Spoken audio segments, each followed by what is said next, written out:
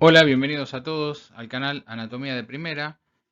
En la clase de hoy vamos a hablar sobre fisiología del sistema digestivo, específicamente sobre el proceso de la digestión. Los temas que vamos a tratar son generalidades, la digestión a través del proceso de hidrólisis, digestión de hidratos de carbono, de proteínas y de grasas.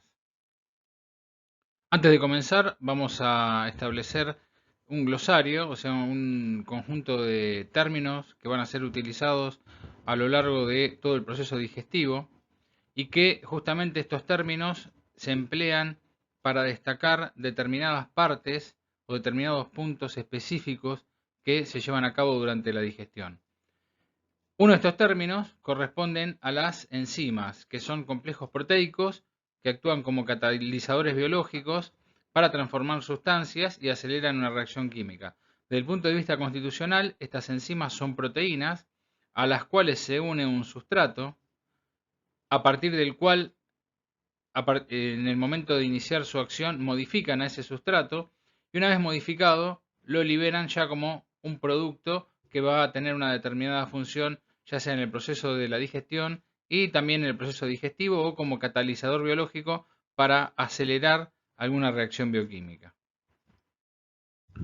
En cuanto al material que ingresa por el tubo digestivo, comenzando por la región superior a nivel de la boca, tenemos el bolo alimenticio, que corresponde a la mezcla de los alimentos que se mastican y a su mezcla con la secreción de las glándulas salivales, o sea, la saliva propiamente dicho. Una vez que ese alimento es triturado, se transforma en el bolo alimenticio en el momento en el que se mezcla con la saliva y comienza su descenso a partir del primer y segundo paso de la deglución, o sea, el pasaje del alimento de la cavidad bucal hacia la faringe y de la faringe se dirige directamente hacia el esófago.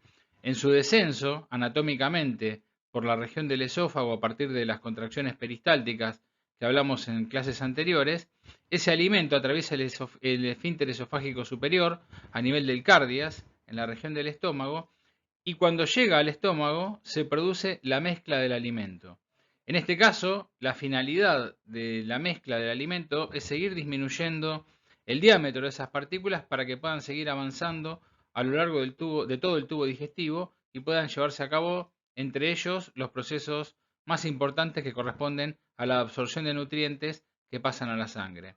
Entonces, cuando el bolo alimenticio que proviene de la cavidad bucal después de la masticación sigue su descenso por el esófago y llega al estómago, en el estómago ese bolo alimenticio se mezcla con los jugos gástricos que secretan las diferentes estructuras de la pared del estómago. En ese momento, el bolo alimenticio pasa a llamarse quimo. Alcanza un diámetro de reducción estimado en aproximadamente 2 milímetros y ahora ese quimo sale del estómago y se dirige hacia la primera porción del intestino delgado, que es el duodeno, atravesando el otro esfínter, que es el píloro, que está en la porción distal del estómago. En este caso, cuando ya el quimo se dirige hacia el intestino delgado, también se produce su mezcla con jugos gástricos o jugos digestivos, mejor dicho, porque en este caso ya dejamos el estómago y acá ese producto que se llamaba quimo, al mezclarse con los jugos digestivos del intestino delgado, pasa a llamarse quilo y continúa su avance a lo largo de toda la dirección que presenta el tubo que corresponde al intestino delgado, duodeno, yeyuno, ilion, y después continúa su trayecto por el intestino grueso. Entonces, los tres términos que destacamos acá son el bolo alimenticio, el quimo y el kilo. El otro término corresponde a los aminoácidos. Muchas veces se abrevia con una doble A y corresponde a una molécula de tipo orgánico que tiene dos extremos. Uno que corresponde a un grupo amino formado por nitrógeno e hidrógeno. Y el otro extremo es un grupo carboxilo formado por carbono, oxígeno e hidrógeno. La unión de los aminoácidos, a través de lo que se conoce como enlace peptídico, forma las proteínas. La unión se forma a través de uno de los extremos que corresponde al grupo amino con el grupo carboxílico o carboxilo que presenta la estructura del aminoácido con la liberación de una molécula de agua. Una vez conformado este enlace peptídico, se forman los péptidos, que es la estructura final que van a terminar de formar las proteínas. Desde el punto de vista funcional, los aminoácidos, al igual que las proteínas, participan en funciones celulares como por ejemplo la transmisión nerviosa, biosíntesis de porfirinas, purinas, pirimidinas y la urea, un producto de excreción a nivel renal. O sea que participan o tienen una participación clave a nivel de todos los procesos biológicos. Las proteínas son macromoléculas formadas por cadenas lineales de aminoácidos, como habíamos hablado anteriormente a través de los enlaces peptídicos. Son biomoléculas de muy diversa estructura y forma, también esenciales para la vida, tienen muchísimas funciones y participan también en todo el metabolismo celular. Por ejemplo, una proteína importante es la que encontramos en el glóbulo rojo, como la hemoglobina, encargada del transporte de oxígeno a nivel de la sangre. Otro tipo de proteínas actúan como enzimas, o sea, como catalizadores biológicos. Otras actúan como receptores a nivel de la membrana celular y otras proteínas actúan como translocadoras, o sea, proteínas de transmembrana que permiten el ingreso o el egreso de diferentes estructuras desde el interior hacia el exterior celular o desde el exterior hacia el interior celular. Por otro lado, las vitaminas son moléculas orgánicas que necesitan ser ingeridas por todos los seres vivos en forma de micronutrientes, y al ingerirlos de manera equilibrada y en dosis esenciales promueven el correcto funcionamiento fisiológico y principalmente activan toda la cascada metabólica. La mayoría de las vitaminas no son sintetizadas en el organismo, por lo tanto deben ser ingeridas a través de la dieta o desde el punto de vista farmacológico. Actúan siempre como catalizadores de todos los procesos biológicos, son precursoras de coenzimas, es decir, que tienen la función de activar a esas enzimas para que puedan actuar principalmente como catalizadores biológicos. Por su parte, los minerales son elementos químicos también requeridos para las funciones esenciales metabólicas de todos los organismos, y los más importantes son el calcio, fósforo, potasio, sodio y magnesio, que vamos a ver más adelante el funcionamiento específico principalmente del sodio a nivel de la membrana celular del sistema nervioso. Para poder vivir, todos los organismos necesitan de la ingesta de alimentos que ingresan a nivel del tubo digestivo, comenzando por la boca, llevando a cabo el proceso de masticación, luego el proceso de deglución, mecanismo por el cual, en este caso, el bolo alimenticio se dirige desde la cavidad bucal, pasando por el esófago, hacia el estómago. Principalmente de este proceso se obtienen los nutrientes que van a pasar a la circulación y que van a permitir justamente el estado nutricional de ese organismo. Una vez obtenido esos nutrientes que provienen de la masticación, la deglución en su primer y segundo paso, se obtienen las grasas, las proteínas y los carbohidratos. ¿Qué pasa? Que estos productos no pueden ser absorbidos a nivel de la mucosa gastrointestinal, pero sí sus moléculas más pequeñas. En el caso de las grasas, los ácidos grasos; de las proteínas, los aminoácidos; y de los carbohidratos, la glucosa. Hacemos una excepción en cuanto a las vitaminas, que son liposolubles, y los minerales, pero que también necesitan de la ingestión externa para poder ser absorbidos y que pasen al torrente circulatorio. Vamos a hablar ahora de la digestión mediante hidrólisis. Recordemos que la digestión era la transformación de esas macromoléculas en moléculas más pequeñas que sí pueden ser absorbidas por la mucosa gastrointestinal. Vamos a hablar de la hidrólisis de los hidratos de carbono. Los hidratos de carbono, en este caso, son moléculas con una estructura que corresponde al carbono en su porción central, puede ser lineal, unidas por oxígenos. Encontramos estructuras formadas por más de una molécula de monosacáridos que las llamamos polisacáridos. Encontramos estructuras formadas por dos monosacáridos que las llamamos disacáridos, y la estructura base, que corresponde a un monosacárido, en este caso es la glucosa. Los dos procesos mediante los cuales se unen o se separan estas moléculas son, primero, el de condensación. En este caso vemos dos monosacáridos que son unidos, en este caso, por una enzima. Habíamos visto que una enzima es una proteína, en este caso, que actúa como catalizador biológico para llevar a cabo una reacción bioquímica. Y en este punto tiene como función la unión de estos dos monosacáridos para formar un disacárido. El otro proceso es el de hidrólisis. En este caso es la separación de un disacárido a través también de una enzima que provoca la separación o ruptura de las cadenas que unen los dos monosacáridos y que separan las dos estructuras desde el punto de vista bioquímico, en este caso con la formación de una molécula de agua. Y ahora vemos acá la hidrólisis de los hidratos de carbono. Acá vemos una molécula, o sea, un hidrato de carbono, a través de su cadena lineal de carbono unida por oxígeno, ante la llegada del agua y de una enzima que actúa como catalizador biológico, provocando la separación de los complejos, en este caso hidrocarbonados, para, por ejemplo, ser utilizados a nivel del sistema nervioso como combustible, ser absorbidos a nivel del intestino para llevarlos directamente a la circulación. Por lo tanto, esto corresponde al proceso de hidrólisis, específicamente de los hidratos de carbono.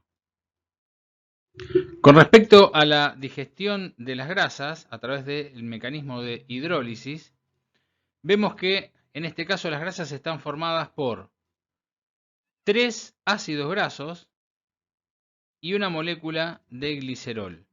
En este caso, el conjunto lo llamamos triglicéridos o grasas neutras. El proceso es exactamente igual que el que ocurría con los hidratos de carbono. En la condensación, o sea, en la unión, se produce la liberación del agua y en el proceso de hidrólisis llega, mejor dicho, 3 moléculas de agua actúan para justamente provocar la separación. ¿Cuál es el detalle fundamental? Es que participan 3 moléculas de agua, a diferencia del metabolismo de los hidratos de carbono, en el que participa solamente una molécula de agua. En cuanto a la digestión de las proteínas, también por el mecanismo de hidrólisis, vemos que las proteínas están formadas, como habíamos mencionado antes, por enlaces peptídicos de cadenas lineales de aminoácidos. Habíamos dicho un grupo amino y un grupo carboxilo en cada uno de los extremos. Y hablamos también acá del proceso de condensación con la liberación de una molécula de agua y para el proceso de hidrólisis, en este caso con la llegada de los dos hidrógenos y el oxígeno en forma de agua para provocar la separación y romper la estructura peptídica a nivel de lo que sería ya una proteína y tomar como estructura de menor tamaño cada uno de esos aminoácidos que formaban la secuencia lineal. Entonces, desde el punto de vista metabólico, en cuanto a la digestión mediante el proceso de hidrólisis, es el mismo tanto para las grasas como para los hidratos de carbono, como para las proteínas. La única diferencia es el tipo de enzima que lleva a cabo este proceso bioquímico a nivel metabólico en cada una de las células. En cuanto a la digestión de los hidratos de carbono, tenemos que mencionar 3 fuentes principales de hidratos de carbono.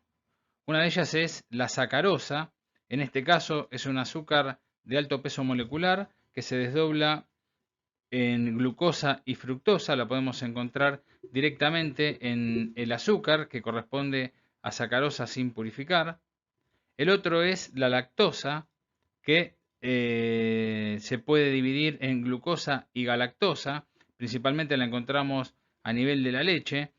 Y esta lactosa tiene la propiedad de aumentar la absorción de calcio, pero es importante que esté presente una enzima en el intestino que se llama beta-galactosidasa para poder llevar a cabo la función de hidrólisis en este caso y digestión. Y en las personas en las que hay una alteración en la presencia de la beta-galactosidasa, hablamos de intolerancia a la lactosa. El otro hidrato de carbono es el almidón, o también llamado fécula, que se puede dividir en amilosa y amilopectina y lo encontramos en casi todas las estructuras de tipo fibroso, como pueden ser las papas, las batatas, y en los alimentos procesados, como por ejemplo puede ser el pan. Tiene un peso molecular muy elevado, necesita de una digestión importante para poder ser absorbida y su beta oxidación se transforma en ácidos grasos. En menor cantidad podemos encontrar amilosa, glucógeno, alcohol, ácido láctico, pirúvico, pectinas, amilopectinas, dextrinas que provienen de la dextrosa, pero se ingieren en menor cantidad.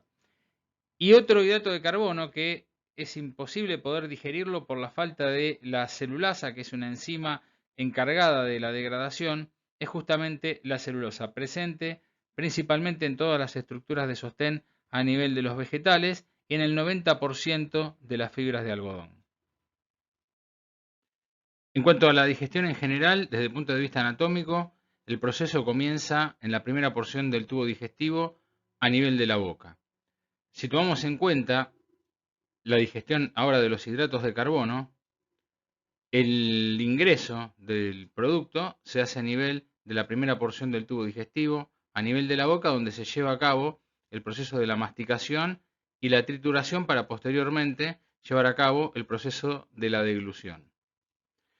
En la boca nos encontramos con las glándulas submaxilares, sublinguales, pero una que es muy importante que está en la región lateral, en este caso la glándula parótida, en la que recordamos un poco la ubicación anatómica formada por el espacio a nivel de la arcada cigomática, en la región posterior a nivel del orificio del agujero del oído externo, la rama ascendente del maxilar, el músculo macetero y la porción inferior que corresponde a la parte lateral del cuerpo. Eso es lo que forma la celda parótida, donde se ubica esta glándula, que es encargada de la secreción salival y que envía el producto de secreción, en este caso la saliva, por el conducto parotídeo al interior de la boca. De esta manera, la glándula parótida, en su producto de secreción, que es la saliva, contiene una enzima de degradación que se llama tialina salival o alfa amilasa, que la diferenciamos de la amilasa pancreática. Esta tialina salival tiene como función la degradación del almidón en maltosa. La descomposición en maltosa genera polímeros, en este caso de moléculas de glucosa, aproximadamente entre 3 y 9. El 5% del producto se degrada en la boca. Ahora, anatómicamente, el descenso del bolo alimenticio se ubica en la porción del esófago, atraviesa el esfínter esofágico superior y se ubica en la primera porción o antro gástrico, que es donde se lleva a cabo la primera porción de la mezcla del alimento. El alimento que ingresa a esta porción del estómago queda aproximadamente una hora antes de que comience la secreción de jugos gástricos, principalmente del ácido clorhídrico, y comience el proceso de mezcla por la contracción del músculo liso. Cuando el alimento alcanzó una degradación en la que las partículas alcanzan un diámetro aproximadamente entre 2 milímetros o menos, el pH, en este caso, que es ácido en la porción del fundus gástrico, alcanza un valor de 4 y produce la inactivación de esa amilasa. Es decir, que en ese momento ya lo que nosotros conocemos como quimo, está preparado para atravesar el píloro y dirigirse desde el estómago hacia primera y segunda porción del duodeno, para por supuesto después seguir su descenso por todo el tubo digestivo. El 40% del alimento es lo que queda como remanente esperando durante una hora para comenzar la mezcla, en este caso, y luego su degradación para continuar su pasaje por el tubo digestivo. En el estómago, entonces, hasta el 40% del almidón ya está hidrolizado, como dijimos, en maltosa. Es la descomposición del almidón a través de la tialina salival entre 3 a 9 polímeros de glucosa.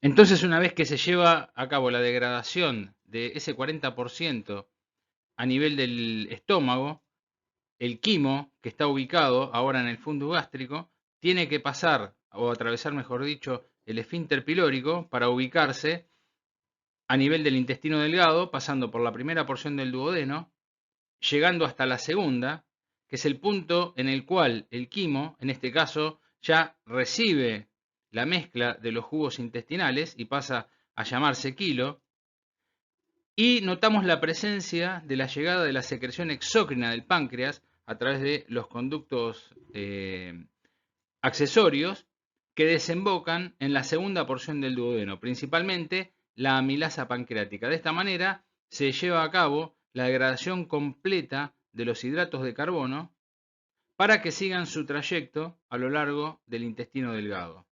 En este caso, la degradación o el producto final de dicha degradación corresponde a la maltosa y a los polímeros o monómeros de glucosa. Entonces, en un total del 100% de los almidones ingeridos, entre un 20 y un 40% se degrada a nivel de la boca por la tialina salival o alfa-amilasa. El resto, que sigue su descenso por el tubo digestivo, recibe la llegada de la amilasa pancreática y termina su degradación, que corresponde aproximadamente entre un 50 y un 80%. El producto final de degradación, o sea, la molécula que ya está preparada para ser absorbida luego de su digestión, es la maltosa y los polímeros o monómeros de glucosa, que aproximadamente son de 3 a 9. No hay que confundir entonces la amilasa pancreática de la amilasa salival, porque la amilasa pancreática es un marcador específico que nosotros obtenemos a través de un análisis de sangre para obtener como dato la función pancreática. Nos ubicamos ahora a nivel del intestino delgado, en la región del duodeno, y tomamos una pequeña muestra de lo que sería la pared a nivel de la luz del intestino, y las células que predominan en todo su trayecto son los enterocitos, o sea, células columnares que tienen una diferenciación apical a nivel de la membrana que corresponde a sus microvellosidades. También se pueden llamar células en ribete en cepillo. Recuerden que cada órgano tiene un tipo celular distinto que está en relación a la función que cumple ese órgano. Por ejemplo, en el hígado, las células que conforman su estructura se llaman hepatocitos. En este caso, las células son los enterocitos. Este enterocito reviste todo lo que corresponde a la luz del intestino y, como dijimos recién, presenta en la región apical una diferenciación de membrana que corresponde a las microvellosidades. Y acá nos encontramos con un grupo de 4 enzimas, que son la lactasa, sacarasa, maltasa y alfa-dextrinasa. En este caso, la función de estas enzimas es la digestión de los disacáridos cuando toman contacto con esta. Recuerden que la enzima era una proteína que actúa como un catalizador biológico, acelerando una reacción química. En este caso, es la degradación de los hidratos de carbono. Las vamos a encontrar a nivel de los enterocitos, en la porción apical o en su membrana, que corresponde a las vellosidades intestinales. Y recuerden entonces que la función es la degradación, en este caso, de los polisacáridos, disacáridos, para transformarlos en monosacáridos y permitir, en este caso, su digestión y posteriormente su absorción. En resumen, entonces, la digestión de los hidratos de carbono, una vez que ingresan a la boca, primera porción del tubo digestivo, a través de la tialina salival secretada por la glándula parótida, actúa en un 20 a un 40%. En su continuidad a lo largo del tubo digestivo, la amilasa pancreática degrada esos almidones en un 50 a un 80%. La maltosa y los polímeros que surgen de ese proceso de degradación enzimático generan de 3 a 9 monómeros de glucosa. En el intestino, por la presencia de la maltasa y la alfa-dextrinasa, tenemos como resultado final de la degradación de la maltosa monómeros de glucosa. La lactosa, a nivel del intestino, a través de la presencia de la enzima lactasa, genera galactosa y glucosa, y la sacarosa, a través de la enzima sacarasa en el intestino, genera fructosa y glucosa. El almidón es el producto de todos los hidratos de carbono que más ingerimos, o sea, a través de la ingesta diaria, el más pesado desde el punto de vista molecular Y a partir de su degradación o hidrólisis por su digestión, obtenemos monómeros de glucosa en más de un 80% y de galactosa y fructosa en un 10%. Entonces, como producto final de la maltosa obtenemos monómeros de glucosa, de la lactosa obtenemos galactosa y glucosa, y de la sacarosa obtenemos fructosa más glucosa. Con respecto a la digestión de las proteínas, sabemos que estas están formadas por secuencias lineales de aminoácidos desde el punto de vista bioquímico a través de un enlace de un grupo carboxilo más un grupo amino con la liberación de una molécula de agua. En su totalidad, esas uniones o enlaces forman lo que sería la estructura de toda la proteína a partir de lo que llamamos enlaces peptídicos. Quiere decir que a partir de la degradación enzimática de cada proteína vamos a obtener partículas más pequeñas que corresponden a sus unidades estructurales, que son los aminoácidos. Tomando entonces la digestión de las proteínas, nos ubicamos en el tubo digestivo. Acá encontramos el estómago, el duodeno con su primera, segunda, tercera y cuarta porción, y el comienzo de la porción final del intestino delgado, que corresponde al yeyuno e ilion. En la porción posterior, casi retroperitoneal, el páncreas con los conductos de secreción, en este caso exócrinos, que desembocan en la segunda porción del duodeno. Desde el punto de vista de la digestión proteica, se lleva a cabo en el estómago y en el intestino delgado. En el estómago, a través de la secreción de las células principales, que tienen como función secretar pepsina. La pepsina tiene mayor actividad cuando encuentra un pH entre 2 y 3, o sea, un pH ácido, gracias a la presencia del ácido clorhídrico. Y se inactiva cuando empieza a alcalinizarse el interior del estómago, llegando casi a un pH de 5. El 20% de las proteínas se degrada a nivel del estómago. Esta es la proteína a partir de todos sus enlaces peptídicos. En su totalidad, la proteína podemos decir que es un péptido. Y a través de la presencia de las enzimas se produce la ruptura de esos enlaces, formando proteasas, peptonas o polipéptidos y en algunos casos la separación específicamente de cada uno de los aminoácidos. La hidrólisis de los enlaces peptídicos es justamente la degradación de la unión que habíamos mencionado antes entre el grupo amino y el grupo carboxilo que se da entre los aminoácidos formando estructuralmente estos enlaces peptídicos. Volviendo a la región del tubo digestivo, ahora nos ubicamos en el intestino delgado a nivel del yeyuno ilion y también una parte que corresponde al duodeno, donde vamos a encontrar una degradación proteica de un 80%. Entra ahora en juego el funcionamiento del páncreas a través de su secreción exócrina, la segunda porción del duodeno, con enzimas como la tripsina, quimiotripsina, carboxipolipeptidasa y la elastasa. Nos ubicamos ahora a nivel del tubo digestivo, en este caso relacionando el páncreas, el duodeno y la vesícula biliar. Anatómicamente tomamos el detalle del conducto final que corresponde a las vías biliares y el conducto de Wilson que proviene del páncreas, los dos desembocando en la segunda porción del duodeno, con, por supuesto, diferentes tipos de secreciones para la degradación específica de los productos que llegan a esta región del duodeno. Específicamente, ahora volviendo a la región o a lo que nos corresponde en cuanto a la degradación de proteínas, ampliamos la imagen a nivel de lo que sería la porción terminal en la cola del páncreas y nos encontramos con un conjunto de células que corresponden a los acinos pancreáticos y que tienen como función la síntesis y la secreción de proteínas que van a llegar, en este caso proteínas que corresponden a enzimas, que van a desembocar en la segunda porción del duodeno a través del conducto de Wilson. Esas proteínas son, proteínas, cuando me refiero a proteínas estoy hablando en este caso de enzimas, proteasas, amilasas y lipasas. Las proteasas encargadas específicamente de la degradación de proteínas, las amilasas encargadas de la degradación del almidón y las lipasas encargadas de la degradación de los lípidos. Dentro de las proteasas nos encontramos con la tripsina, quimiotripsina y carboxipolipeptidasas, enzimas específicas encargadas de la degradación de los péptidos o proteínas que llegan a la segunda porción del duodeno.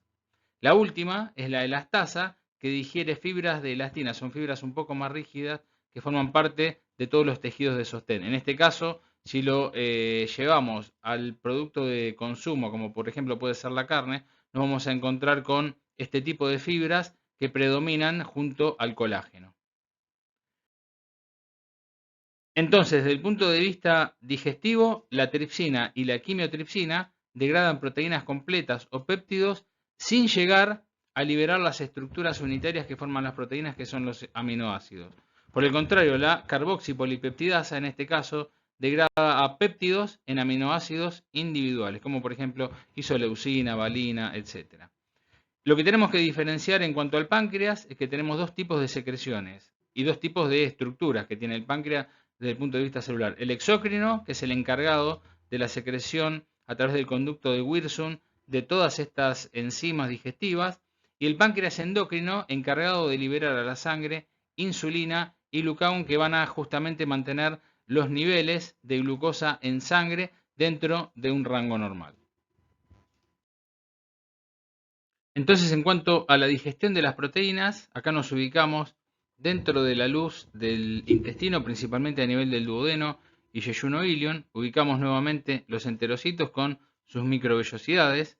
En este caso, como habíamos mencionado anteriormente, forman parte de la membrana apical y con todas las enzimas que vamos a ubicar, en este caso, encargadas de la degradación de los péptidos, como la quimiotripsina y la tripsina, que los degradan en péptidos más pequeños, y la carboxipolipeptidasa, que es la encargada de la degradación de los péptidos en la estructura inicial que corresponde a los aminoácidos.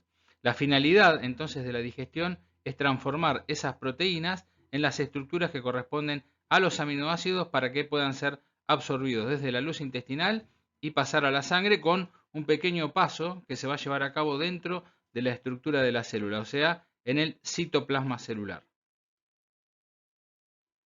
Acá tenemos la función enzimática y cómo se lleva a cabo, en este caso, la unión de los péptidos con las enzimas. Recuerden que las enzimas, al ser proteínas, necesitaban de su sustrato, que en este caso corresponde a los péptidos, para obtener el producto final de degradación a través de la hidrólisis, que en este caso pueden ser o péptidos más pequeños o los aminoácidos, como mencionamos anteriormente, a través de cada una de las enzimas que habíamos destacado sobre, en este caso, los enterocitos.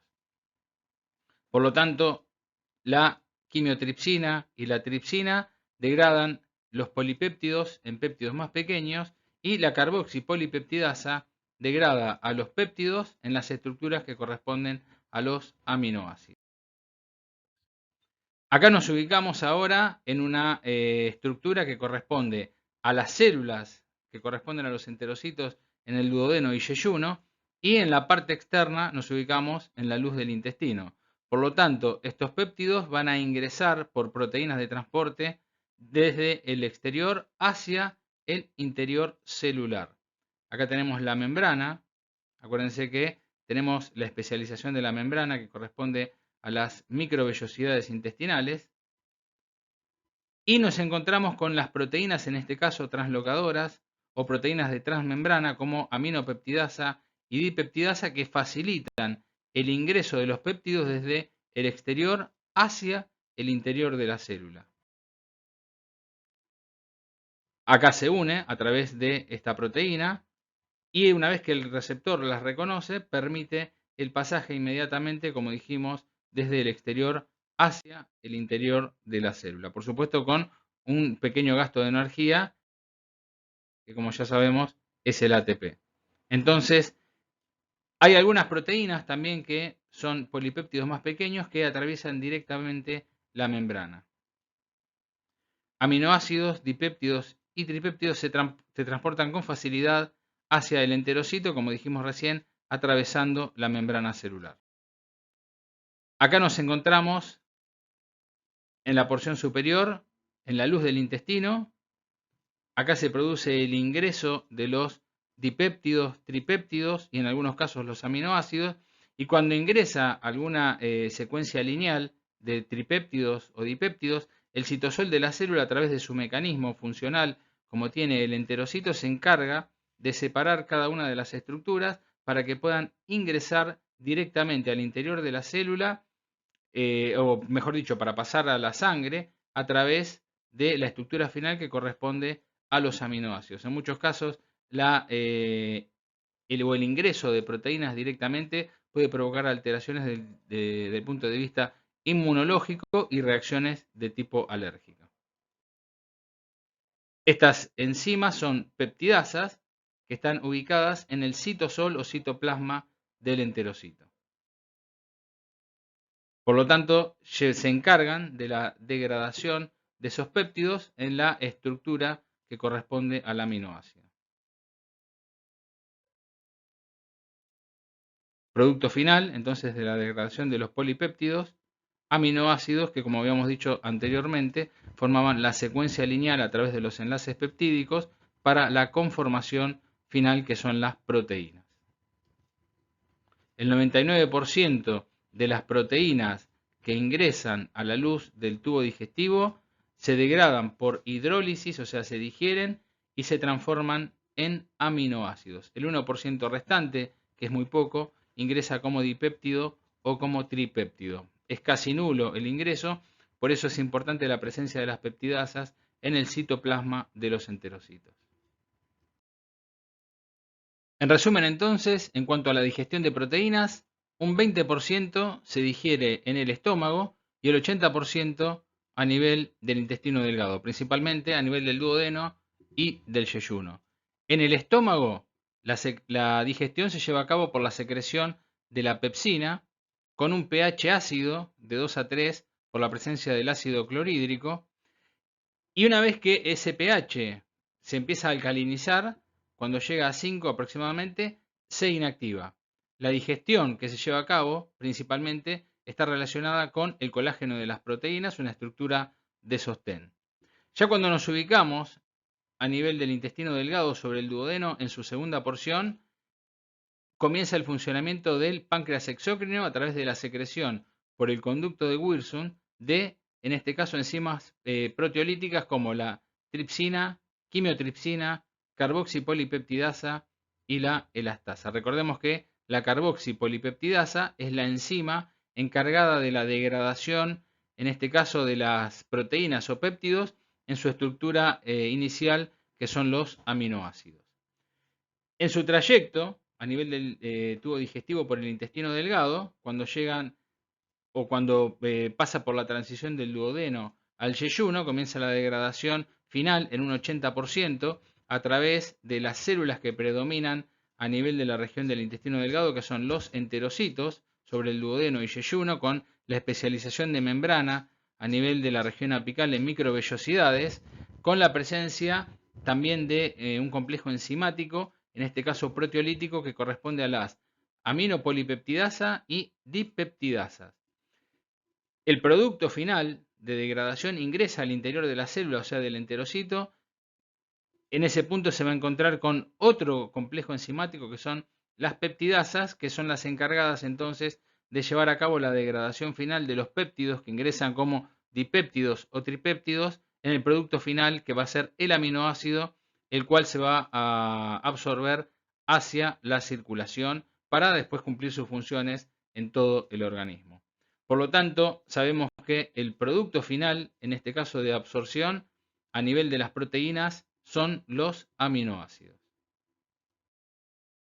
Bueno, en cuanto a la digestión de las grasas, sabemos que las grasas forman parte de la nutrición diaria de toda nuestra alimentación.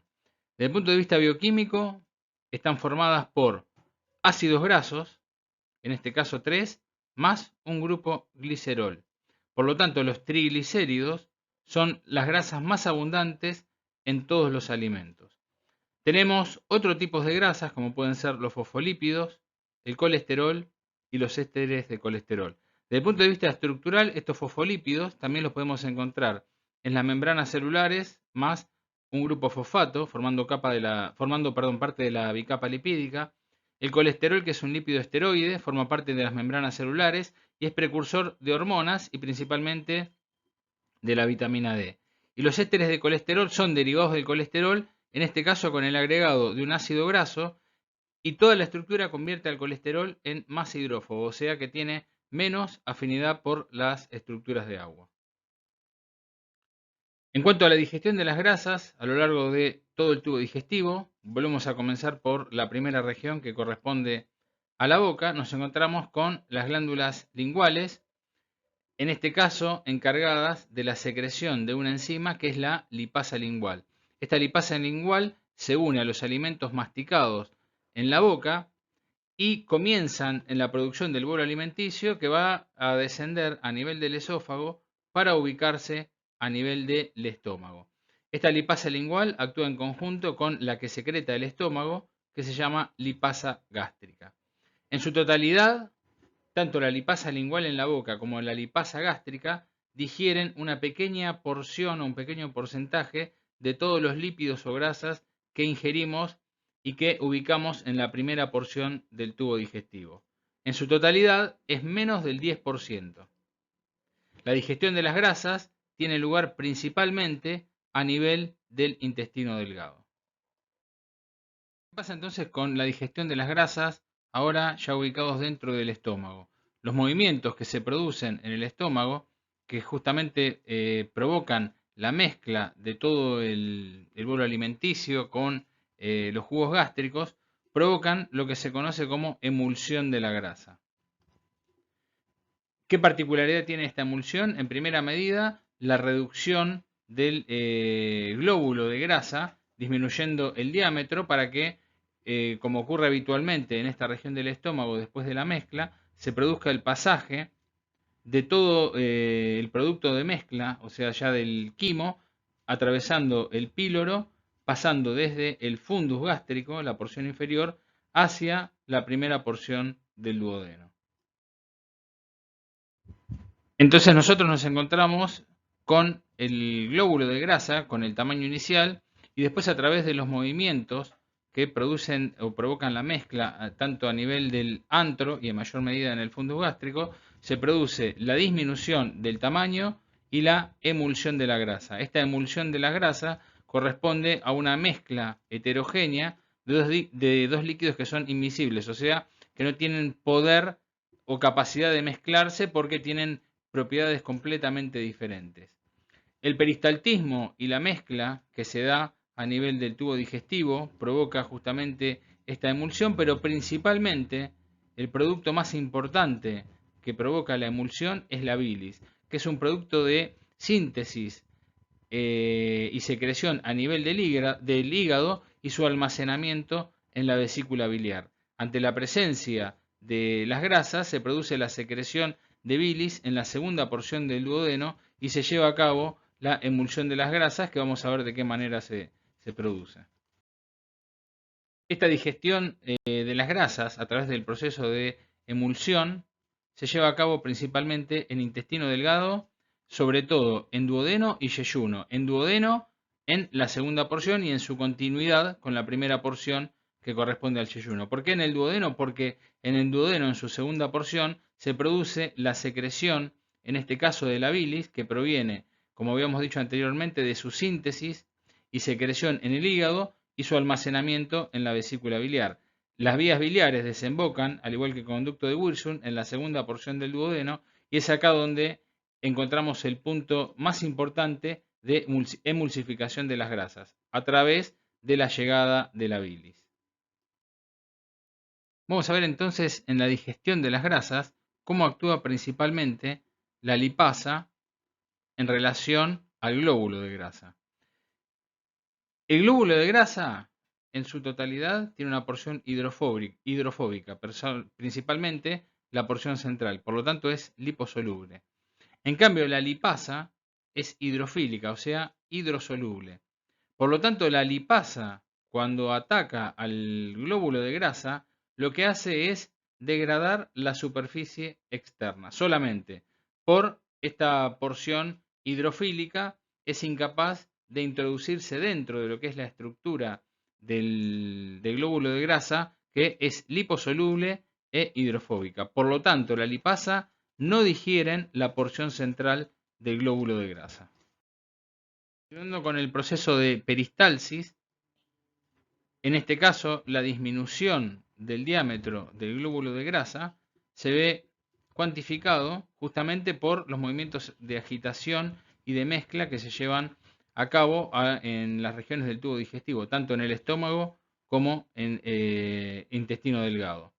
Una vez que disminuye el diámetro de estos glóbulos de grasa, comienza la producción de bilis, que ya viene de su síntesis y secreción a nivel del hígado, su acumulación en la vesícula biliar. Y esta bilis, recuerden que para que podamos encontrar bilis nos tenemos que ubicar en el duodeno, en la segunda porción, porque ahí es donde vamos a encontrar la desembocadura de las vías biliares, o sea, del conducto hepático, que proviene del hígado, tanto el derecho como el izquierdo, el cístico, que proviene de la vesícula biliar, y en su totalidad forman el conducto del colédoco, que desemboca en la segunda porción del duodeno. En este caso, ya con la secreción de la bilis, vamos a ver cómo esta bilis se encarga de adherirse a la superficie del glóbulo de grasa. Esta unión lo que hace es la disgregación en partículas más pequeñas, dándole una cierta afinidad por el agua, llevándola desde lo hidrofóbico hacia su estado hidrofílico para permitir luego que la lipasa pueda unirse y degradarla. Por lo tanto, la unión de la bilis a la pared externa de los glóbulos de grasa lo que hace es disminuir la tensión superficial. De esta manera aumenta la superficie de exposición y se produce la unión de la lipasa al glóbulo de grasa. Acuérdense que la lipasa es hidrofílica, la bilis, en este caso sales biliares, tiene una porción hidrofóbica e hidrofílica y le permiten a la lipasa poder actuar para la degradación, o sea, para la digestión de la grasa y, en segundo término, permitir que se lleve a cabo la absorción. Por lo tanto, la bilis hace que las grasas sean más solubles para que así puedan ser atacadas por todas las enzimas digestivas en su totalidad, llevar a cabo el proceso de digestión y luego el proceso de absorción. De esta manera entonces nos queda el glóbulo de grasa y en su interior la parte liposoluble que corresponde al triglicérido, o sea, con el glicerol y los 3 ácidos grasos. Acá nos encontramos con la presencia de las sales biliares, que en este caso tienen una porción hidrofóbica y una hidrofílica, que es la que le va a permitir adherirse a la pared del glóbulo de grasa. O sea, una parte que es soluble en agua y otra porción que es soluble en grasa. De esta manera, las sales biliares, como dijimos, se adhieren a la superficie externa del glóbulo de grasa. Acá vemos cómo lo hacen a través de su porción hidrofílica. Se provoca la emulsión de las grasas gracias justamente entonces a la presencia de estas sales biliares y en especial a la lecitina, que es un componente que tienen las sales biliares. De esta manera, la lecitina lo que hace es ayudar a las sales biliares y de esta manera emulsificar las grasas con mayor rapidez. De esta manera, al unirse las sales biliares, se produce una disminución de la tensión superficial y se produce la fragmentación de los glóbulos de grasa en tamaños mucho más pequeños. Por lo tanto, la función que tienen las sales biliares se dice que es emulsificadora o detergente. Hace que los glóbulos grasos se fragmenten con mayor facilidad gracias a la fragmentación, a la agitación que se lleva a cabo en el intestino delgado con la presencia del agua. El aumento de la superficie total causado por la emulsión es de hasta 1000 veces porque acá fragmentamos estos glóbulos de grasa en partículas mucho más pequeñas. Entonces se produce y se lleva a cabo la reducción del tamaño de estos glóbulos de grasa. En este caso ya entraría como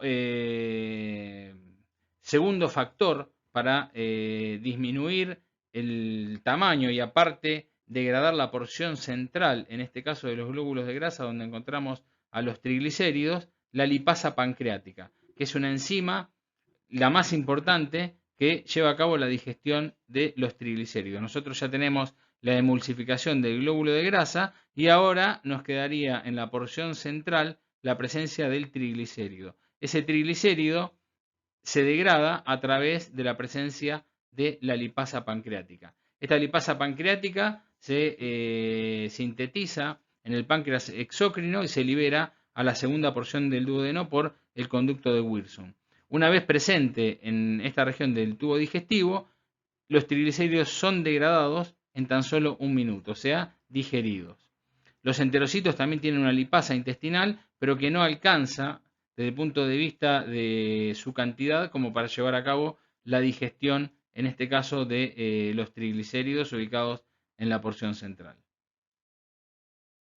Acá vemos como la lipasa va directamente al centro, o sea, la porción liposoluble del glóbulo de grasa, y acá produce la degradación o la digestión del triglicérido en dos ácidos grasos libres que provienen de la región 1 y de la región 3, pero no alcanza a degradar la porción número 2, por lo tanto queda el 2-monoglicérido. Entonces la grasa es degradada por bilis más la agitación y se produce la emulsión. Una vez que esa grasa está emulsificada, actúa la lipasa pancreática sobre el centro del glóbulo graso, provocando la digestión del triglicérido en dos ácidos grasos y un 2-monoglicérido que queda en la parte central, unida en este caso al glicerol. Una vez que ya tenemos la emulsificación y la degradación del ácido graso en forma completa, en este caso con la porción central, comienzan a actuar las sales biliares formando una estructura que se llama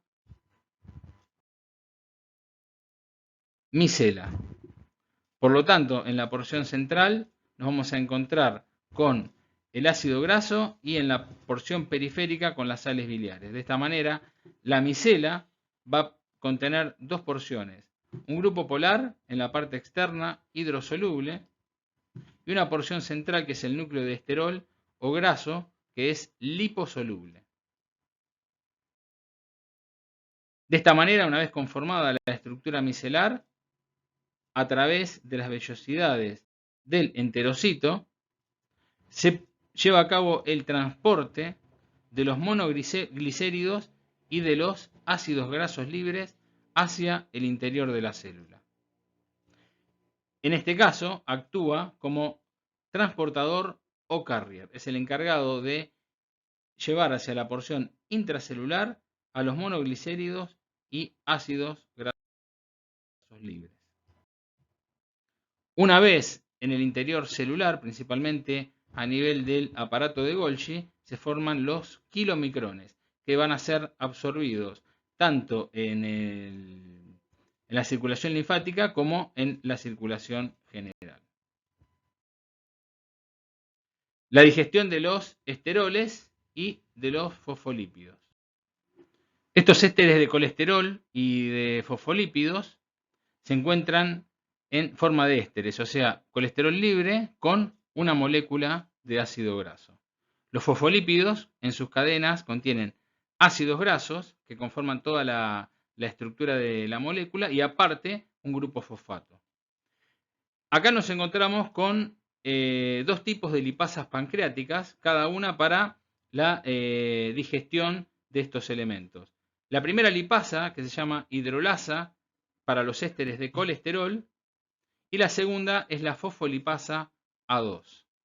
Por lo tanto, la hidrolasa de los ésteres de colesterol, a través del proceso de hidrólisis, digieren el éster de colesterol, y la fosfolipasa A2, a través del proceso de hidrólisis, digieren los fosfolípidos.